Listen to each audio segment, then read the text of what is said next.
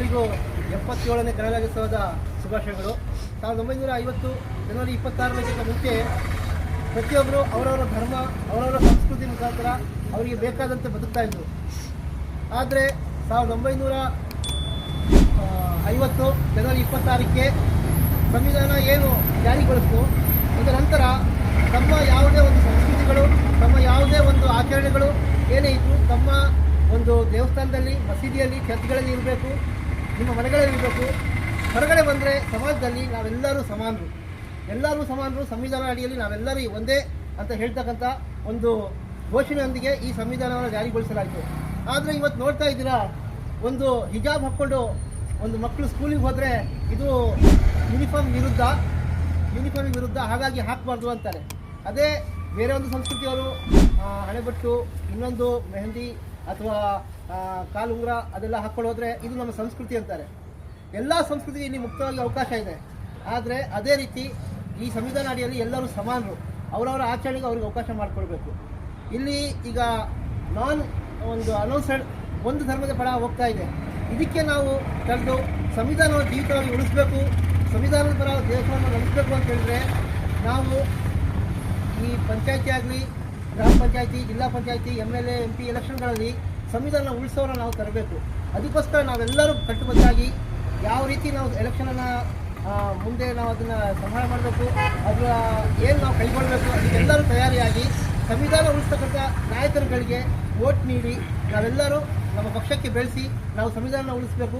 ಹಾಗೆ ನಮ್ಮ ಪಕ್ಷದಿಂದ ನಾವು ಏನು ಕ್ಯಾಂಡಿಡೇಟ್ಗಳನ್ನ ಹಾಕಬೇಕು, ಏನು ಮಾಡಬೇಕಂತಿದ್ದೀವಿ ಅದಕ್ಕೆಲ್ಲರೂ ಕೆಲಸ ಮಾಡಬೇಕು. ಈ ಗಣರಾಜ್ಯೋತ್ಸವದ ಮುಖ್ಯ ಉದ್ದೇಶ ಏನಂತಂದರೆ, ಇಲ್ಲಿ ನಮ್ಮನ್ನು ಆರಿಸುವಂಥ ಪಕ್ಷಗಳು, ಚುನಾಯಿತವಾಗಿ ಗೆದ್ದುವಾದಂಥ ಪಕ್ಷಗಳು, ನಮ್ಮ ಮುಸಲ್ಮಾನರ, ಅಲ್ಪಸಂಖ್ಯಾತರ, ದಲಿತರ ಮತವನ್ನು ಪಡೆದಂತಹ ಸರ್ಕಾರಗಳು ಇವತ್ತು ಕೋಗಿಲೆ ಲೇಔಟ್ನಲ್ಲಿ ನೋಡ್ತಿರ್ಬೋದು.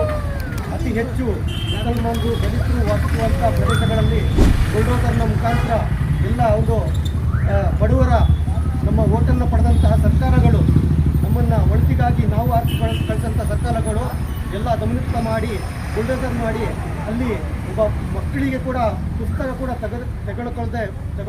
ತೆಗೊಳ್ಳೋದಕ್ಕೆ ಬಿಡ್ತಾ ಹಾಗೆ ಪ್ರತಿ ಮನೆಯನ್ನು ನಾಶ ಮಾಡಿ ಅಲ್ಲಿ ಮಕ್ಕಳ ಪುಸ್ತಕ ಕೂಡ ಮಣ್ಣಿನಲ್ಲಿ ದಪ್ಪನಾಗಿರುವಂಥ ಪರಿಸ್ಥಿತಿ ಇಲ್ಲಿ ಕಾಣ್ತಾ ಇದೆ.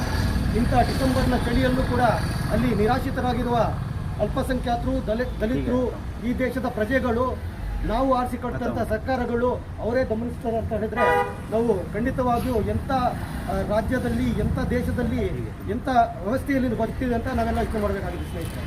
ಹಾಗಾಗಿ social democratic party of India ನಿರಾಶ್ರಿತರ ಜೊತೆ ಖಂಡಿತವಾಗಿ ನಿಲ್ತದೆ ಮತ್ತು ನಮ್ಮ ಕರ್ತವ್ಯ ಆಗಿರುತ್ತದೆ. ಈ ದೇಶದ ಸಂವಿಧಾನವನ್ನು ಉಳಿಸೋದು ಪ್ರತಿಯೊಬ್ಬ ನಾಗರಿಕನ ಕರ್ತವ್ಯವಾಗಿದೆ. ಹಾಗಾಗಿ ಸೋಷಿಯಲ್ ಡೆಮೊಕ್ರೆಟಿಕ್ ಪಾರ್ಟಿ ಆಫ್ ಇಂಡಿಯಾದಿಂದ ಈ ಒಂದು ಪ್ರತಿಜ್ಞೆಯನ್ನು ಕೂಡ ಮಾಡಿಸಿದ್ದೀವಿ.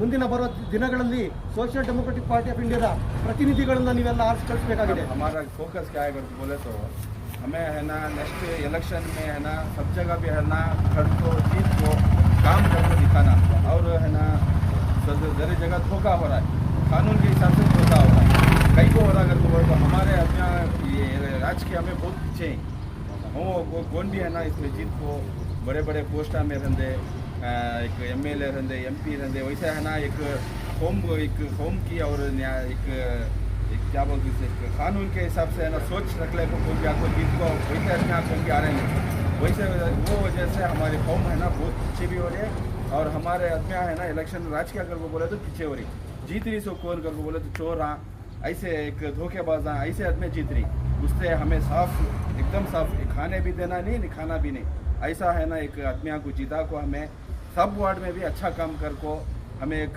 नाम रोशन करना, और है ना हमें पॉलिटिक्स का तो क्या करते बोलो दूसरे को